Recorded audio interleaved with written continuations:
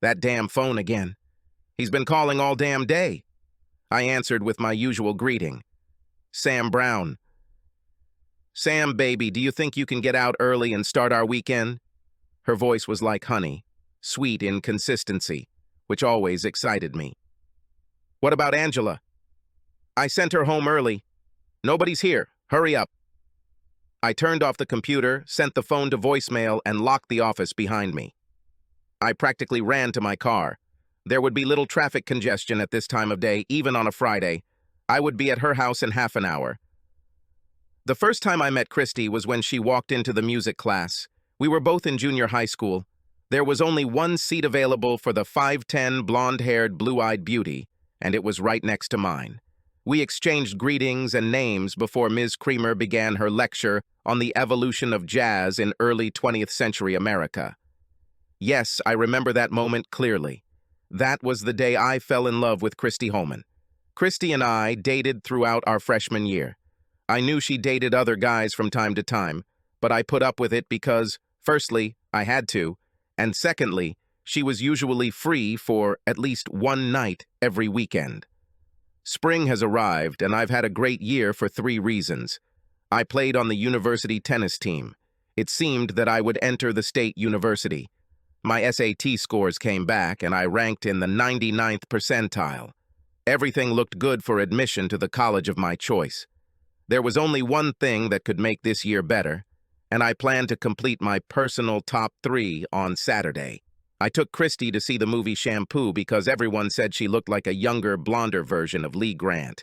The movie was sexy, and afterwards Christy and I kissed passionately in my car. She never allowed me anything more than French kissing and the occasional rubbing of her breasts through her blouse. And tonight was no exception. I stopped kissing Christy long enough to ask her my question. Christy, will you go to prom with me? Sam, I'm sorry. Jake Harmon already asked, and I said yes. Jake was the best quarterback in our school. I didn't even know they were dating. My ego fell into a deep, dark hole. I held myself together for the next half hour as I drove her home and walked Christy to her parents' door. She kissed me on the lips and entered the house. The porch light went out. It didn't help when the next day at Sunday dinner, my mom, in her usual cheerful way, asked if Christy was glad she was invited to prom. My little brother Jeff, my dad, and my mom were all watching me with smiles on their faces. I truly had a kind, loving family. I grew up in a safe cocoon. I can't say how happy she was when she agreed to go to prom. Most likely happy because she said yes to him. To him? Who is this for? Christy goes to prom with Jake Harmon. Let's just say that my parents did everything they could to help me get over this bump in the road. As I said, I grew up in a loving family. I did my best to avoid Christy during the summer between my junior and senior years. But autumn came, school began, and it became more difficult to avoid it. Christy acted as if nothing had happened. One Friday afternoon, she even cornered me and asked me to take her to a soccer game. I only agreed because I was going to go anyway. Jeff was the starter. What a turn. Here I am sitting next to Christy, and she calls for Jake. And I scream every time Jake passes to Jeff. Confused, right? After the game, I did my duty and handed Christy to Jake as he left the locker room. Jake was actually a great guy. It wasn't his fault that he dated the girl I loved. When he came out of the locker room, all excited about the victory, he greeted me with the words, "Your brother played a great game." His throws make me look good. He shook my hand and thanked me for taking care of his girl. I did my best to spend as little time with Christy as possible. The school was large, so it was easy to limit ourselves to a few conversations a week. Besides, Christy was busy with Jake. That's why what happened in February seems so strange. It was the day after my 18th birthday, and I was hanging out at home studying. I answered the knock on the door and found Christy standing there. "Hello, Sam. Can I come in?" I let her in. "Are your parents at home?" "No." "Jeff?" "No, what's the matter?" "I brought you a present for your birthday." Christy took my hand and led me down the stairs to the office. "Happy birthday, Sam." Christy gave me a soulful kiss. Our tongues played with each other. Her hand on the back of my head pulls me towards her mouth. Christy's hands went down to my pants. The belt buckled and then the zipper came undone. Christy and I had sex that day. I didn't know what to say. I lost my virginity and experienced my first climax with a woman. Here was the girl of my dreams, giving me what I wanted more than anything in the world. It didn't occur to me until later that day. How did Christy, who just turned 18 a month ago, learn so much about sex? This was in the late 70s. Distribution of sexually explicit material was not common. There were X-rated movies, but they were only shown in rare adult theaters. The internet was decades away, and the founder of Facebook would not be born until 7 years later. If I thought this was a revival of Christy and Sam, I was wrong. Christy continued to date Jake. We still talked from time to time, and sometimes when we passed by in the hall, Christy would hold Jake's arm, and she would secretly smile at me, exchanging nonverbal things that only the two of us knew. We finished school. Christy went to Arizona State University and I went to Northwestern. Christy went from high school quarterback to college basketball, forward to swimmer, destined to compete in the Olympics. We saw each other in the summer and on any holidays when Christy was at home. This is where our relationship reached its crazy status, which continued for years. Despite Christy's other relationships at school, we became lovers here at home. It started the summer after my freshman year. Christy and I were at the same party. She came up to me and spoke as if we were best friends. I took her home, and we made love in her parents' mother-in-law's spare apartment above the garage. Christy seemed pleased with my performance. I spent my first year at Northwestern University trying to please several female students. Why, Sam? Have you improved your game since last time? Now you have the tools and the talent. For the next 3 years, until I graduated from college, we did the same thing. Sex with each other in Chicago and with other people the rest of the time we were in our schools. I seriously thought we'd have a chance after high school. Christy talked about moving back to Chicago and finding a job in the city. For this reason, I turned down an excellent job offer from a company in Palo Alto that was doing some advanced work on personal computers. Imagine my surprise when Christy called me and told me that she had decided to go to graduate school at the University of California. I believe that Christy's time at USC gave her a taste for the finer things in life. Hanging out with the rich, beautiful people of Southern California gave her the opportunity to experience what it was like to spend the day on someone's yacht or cruise down Rodeo Drive in a Bentley with her buddies. After 2 years at the University of California, Christy finally returned home.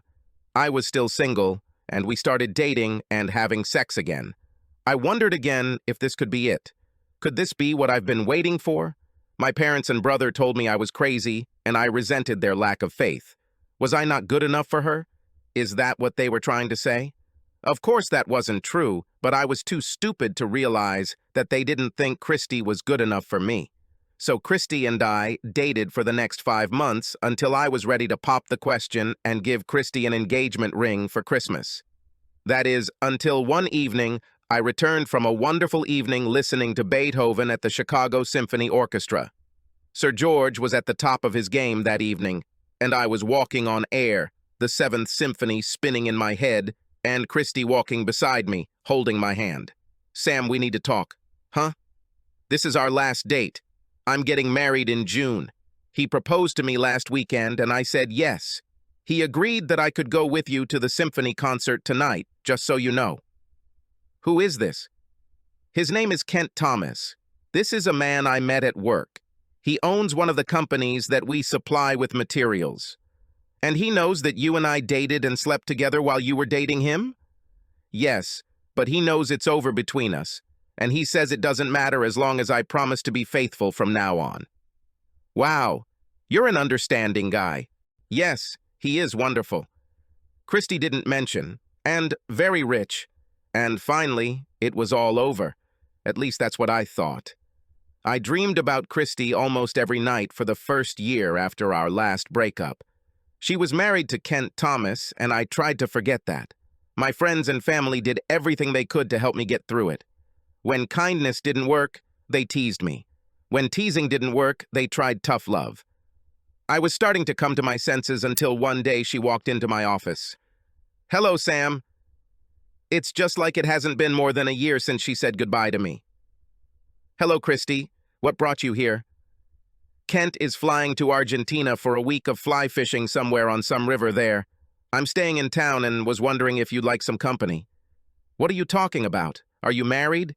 "Yes, but I'm not dead yet, and Kent is not you when it comes to sex." I hesitated. "Are you seeing someone, Sam?" "No, but that's not the point. I'm not going to stand here and beg, Sam. If you want, here is my address. Come after 6. Angela, our maid, will no longer be there. You can go to the garage. Here's the remote. Close the door behind you. I'll be waiting." God help me. I went to her house that night and stayed until 4 in the morning. The sex was incredible. Christy was insatiable. Christy was wearing a sheer negligee and an equally sheer robe over it. When the garage door closed and I got out of the car, she opened the door between the garage and the entrance. The light from the house illuminated her dress, and I could see the silhouette of her still beautiful body underneath. She took my hand as we walked through the kitchen. She turned off the light and led me into their office. A fire was blazing in the fireplace. Christy prepared a carafe of red wine. There were candles burning on both sides of the fireplace and on the mantelpiece. Fire and candles were the only source of light in the room and throughout the house. "Take off your clothes, Sam. I've needed you for so long." I was naked, and my arms were wrapped around her body. The robe flew off, and the negligee rode up over her head, catching just for a second on one of the giant gems she wore as earrings. We kissed as I laid her down on the blankets in front of the fireplace. Christy whispered in my ear, "I missed this so much. I missed you so much, Sam." When we finished, we hugged in front of the fireplace. We talked about nothing. Nothing about her husband or the women I dated last year. It took me a while to come to my senses. Then I took Christy for the second time. For some reason, I always liked the second round better. We had sex for quite a long time, and one by one we came to the finish line. When it happened, it was like magic. We slept until her alarm rang at 3:45. I got dressed and went home. This went on for 2 years. Kent was leaving town, and Christy called, and I came running. All this time, I was waiting for Christy to come to her senses. How could she stay with him when she obviously loved me more? I know I couldn't compete with his money. Heck, I wasn't even at the same level, but I was making very good money. I could afford vacations, cars, and luxuries. Maybe not the month-long European vacation, or the Mercedes-Benz 450 convertible she drove, or the 4-carat diamonds she wore. But did she really need those things when she could have me? During these 2 years, I saw my family less and less. My mother and father, my brother and his wife were embarrassed and disgusted with me. My brother's wife, Rachel, most of all. She had strong feelings about adultery, and I was never invited to their home, although she did not stop Jeff from being with me. I think she hoped he would influence me. I waited 2 years. Then, I looked up from my desk and saw him standing in front of it. Naturally, I checked his hands for a pistol or some other weapon. Nothing but 2 hands, not even clenched fists. I had never met him before, but I recognized him from the photographs that decorated the hallway leading to their bedroom. Photos show him with Christy in Venice, Buenos Aires, Paris, and many other exotic places. He was a little shorter than me, but still in great shape for a man in his 50s. Impeccably dressed. His suit probably cost as much as my entire wardrobe. In keeping with the fashion for casual clothing, he did not wear a tie. The collar of his insanely well-ironed shirt was undone. His clothes, his impeccable haircut, his whole being simply drove me crazy. "What do you want?" I said this in the most threatening tone I could muster. I became bolder when I saw that he had no weapons. "Can I sit down?" Continue. "Mr. Brown, I came here to ask how much it would cost me if you stopped dating my wife." "Mr. Thomas, you don't have that much money." "I have a lot of money." "Mr. Thomas, I have loved Christy for 12 years. I should be her husband, not you. You are her husband only because you can buy her what she deserves. Do you really think that a beautiful woman like Christy would marry a man 20 years older than her if he had no money? No, I have no doubt that Christy married me because I have money. But it doesn't change the fact that I love her and that we made vows. She says she loves me, and I believe her. And I know it sounds ridiculous to say that she loves me, when at the same time I'm looking at a man who sleeps with her every time I'm out of town. Simple fact, Mr. Brown. Christy married me, not you. His arrogance continued to irritate me, and I exploded. Yes, you married her, but it's me who has sex with her.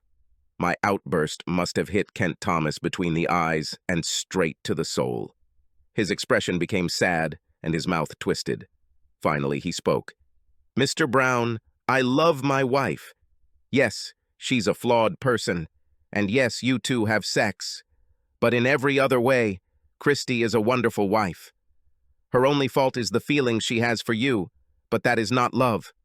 Otherwise, she would have left me and married you when I came face to face with her. I offered Christy her freedom and even handed her a check for $1 million. She didn't take it.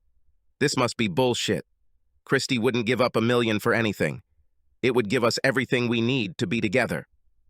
Mr. Thomas, I don't believe you. This conversation is over. I would appreciate it if you would leave my office now. Kent Thomas rose from his chair and left without saying a word. Christy hadn't called in a few days, but I didn't expect her to call if her husband was in town watching. I decided to contact my brother and go to a Blackhawks game. We were having a great time until I started talking about Kent Thomas's visit. You won't believe it, Jeff. This man actually sat there and practically begged me to stop dating Christy. Can you believe a guy would stoop so low? My little brother just stared at me with a look of surprise on his face. I couldn't stand it. What? Are you really going to sit here and talk about another man groveling when it comes to Christy? My brother? A man who spent over a decade waiting for her to become his girlfriend or wife or whatever? She was my girlfriend and my lover almost all this time. And yet she dated a quarterback in high school, a basketball star in college, and married another man. I'm just glad Rachel has a different definition of commitment. Rachel wouldn't be my wife if she had the same exclusivity attitude as your girlfriend. From that moment on, everything went downhill. I think I made a derogatory remark about Rachel. It all ended when Jeff said to me, "Fuck you," and left the bar. I didn't hear anything from Christy for the next few months. She was in Europe for a while and then came to their home in Palm Beach. One Saturday, Christy called me at the last minute. Can you come here tonight? I have a free evening. But the tickets to Palm Beach were booked until 10 in the evening, and nothing came of it. It was only 7 months after Kent Thomas visited my office that I was able to see Christy again. We knew her house was now off limits, so we met at Drake while she was shopping. It cost me a ton of money, but it was worth it. It seemed like nothing had changed between Christy and me. Sex, as always, was out of this world. For 2 hours, we made love. For 2 hours, I tried my best to make her forget that she was living in another world. After 2 hours, Christy took a shower, got dressed, and left the room. I've been watching her all this time. I looked up from my desk and saw him standing there. He was a tall man with fair skin, almost pasty white. I didn't recognize him, but I recognized the shiny object in his hand. I've never shot a pistol, but I understand how they work. It was a stainless steel revolver. He raised the gun and put the barrel to my forehead. I heard a distinctive click as he pulled the trigger back, and I wet my pants. When he spoke, it was with a slight accent. Irish, I think. You should have taken the money they offered you. I was scared, more scared than I've ever been in my life. Is it too late? Oh yes, it's too late. The money you were supposed to receive was given to me. At these words, my intestines almost turned out. Anyway, I farted terribly. My little office was really starting to stink. Son of a bitch. You really are a weakling. I'll do it quickly. This is your last warning. You text, talk, date, or have sex with her again, I come back and shoot you in the head. It's that simple. Oh, if you call the cops and tell them about this visit, you won't like what my partner does to you before he blows your head off. You will beg for the bullet to end your pain. The guy just turned around and walked out. I did exactly as I was asked. I never spoke to Christy again, except to tell her both times she called that I was seeing another woman and would not see her again. When Christy tried to talk, I told her it would be better if we just didn't even talk to each other. Christy seemed hurt that I had closed her door. She obviously knew nothing about the threats I received from her husband. 3 months later, I was dining alone at a small Greek restaurant on Halsted. They entered the restaurant together.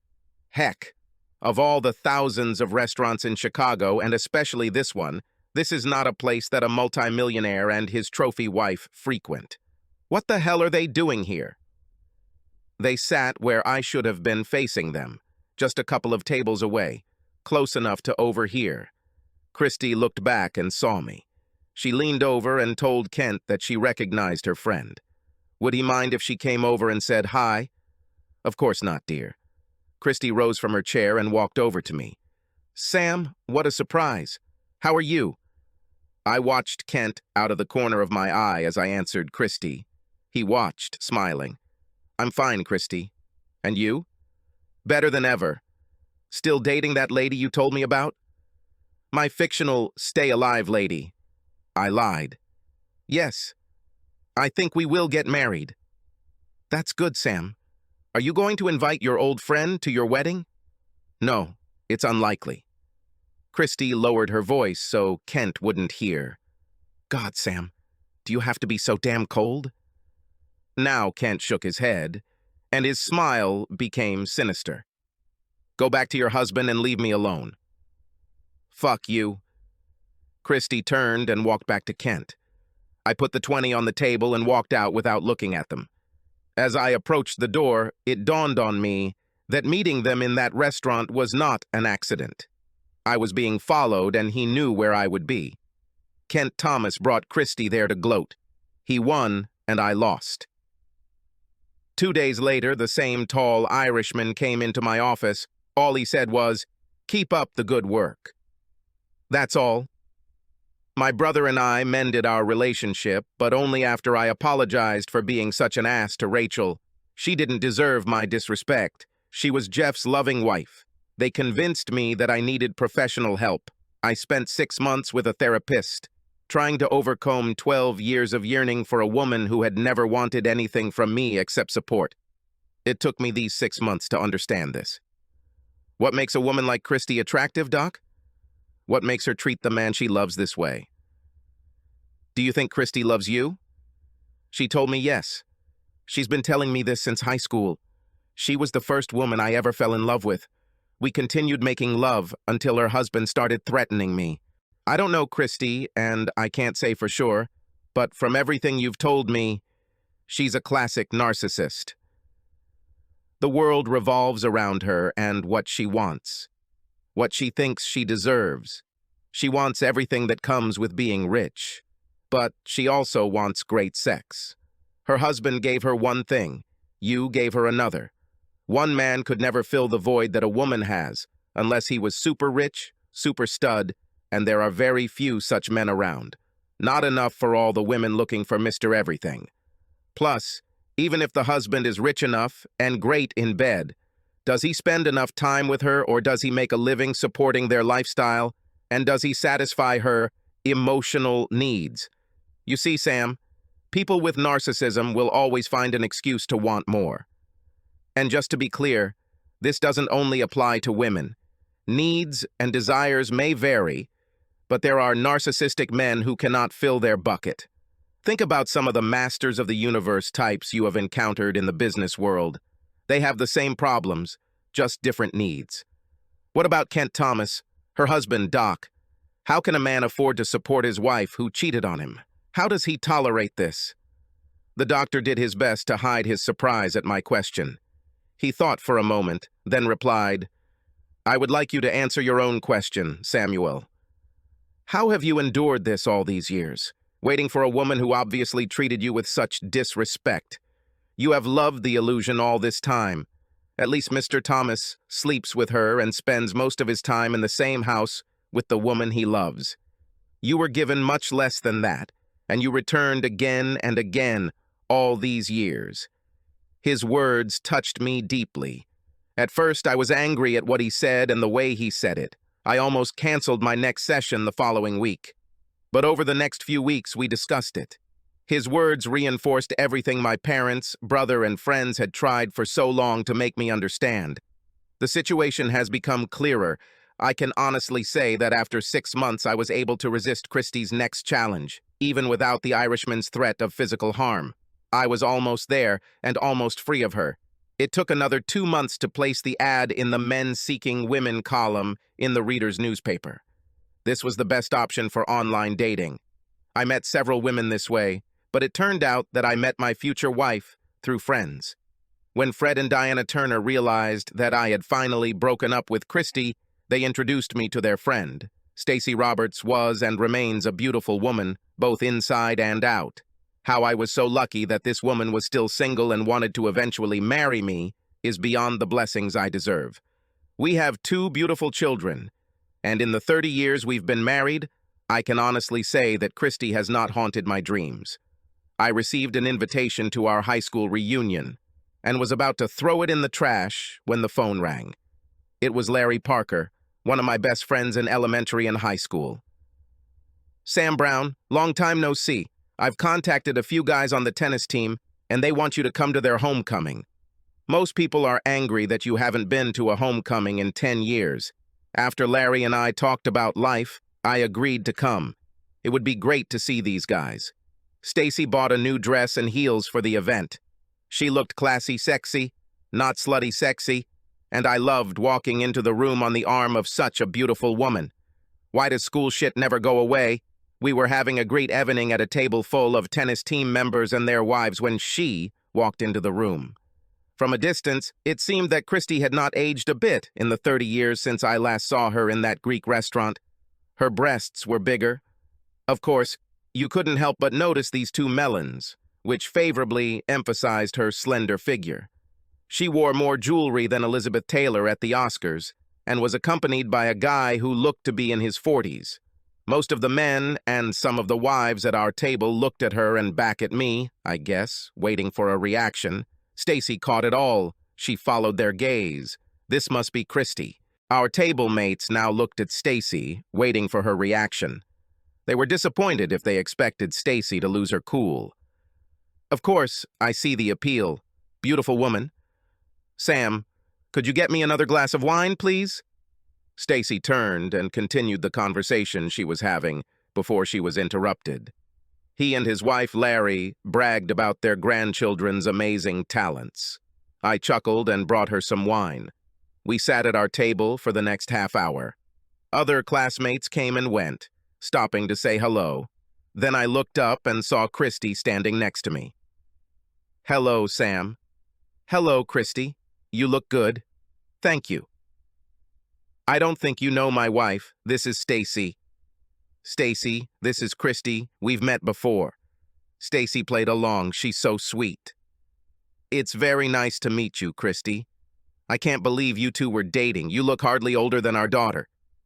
Christie was confused by the comment. She was speechless. She expected a sarcastic remark from my wife, but instead, she received a compliment.